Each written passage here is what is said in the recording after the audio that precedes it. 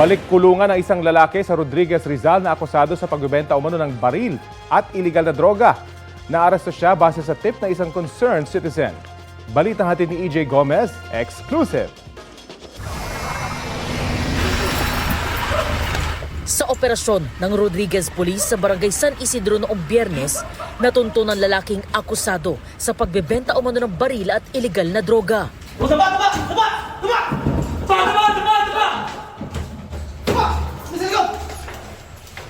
Posas! Bitbit ang warrant of arrest na aresto ang lalaking target sa kanya mismong bahay. Ikaw ay may karapatang manahimik.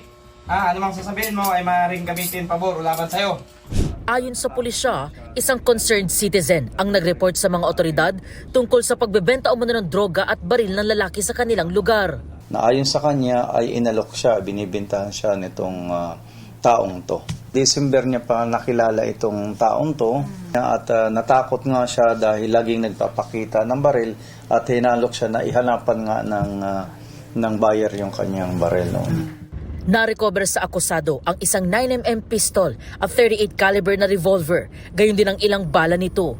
Nakumpiska rin ang 29 grams ng umano'y shabu na nagkakahalaga ng halos 200,000 piso. Sa records ng pulisya, nasa watchlist ng Barangay Anti-Drug Abuse Council o BADAC ang akusado. Dati na rin siyang nakulong dahil din sa droga. Aminado ang 44 anyos na si alias Maki na sangkot siya sa illegal drug trade. Tawid gutom lang po pang araw-araw po. Meron po kasi sakit yung dalawang anak ko po eh. Kaya nagagawa ko rin po yung gano'n. Itinanggi niyang nagbebenta siya ng baril. Hindi po ako nagbibenta ng mga baril po. Opo, ang totoo po niyan, hindi naman po talaga sa akin yung baril na yun eh. Kanina po sir, yung baril? Hindi ko po alam eh. Maharap ang akusado sa kasong paglabag sa illegal possession of firearms and ammunition at paglabag sa Comprehensive Dangerous Drugs Act of 2002. EJ Gomez, nagbabalita para sa GMA Integrated News.